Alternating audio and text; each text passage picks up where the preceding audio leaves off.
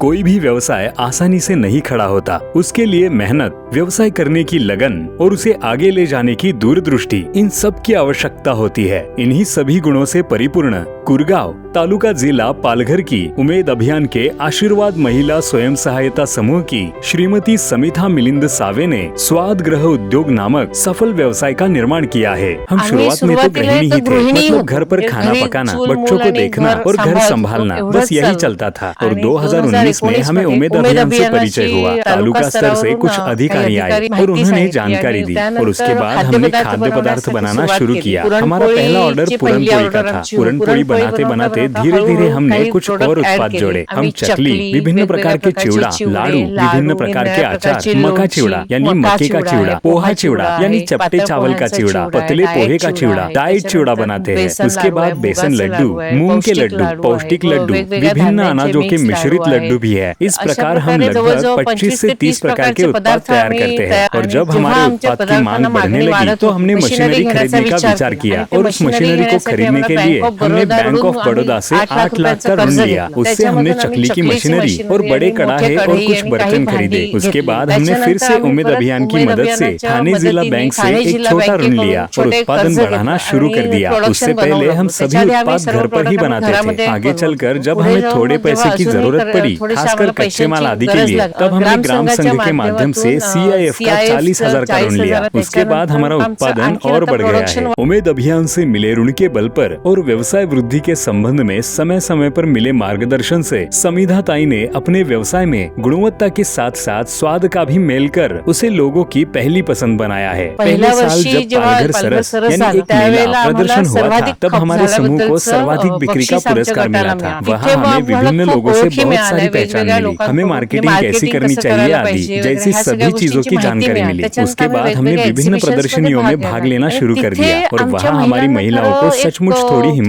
मिली।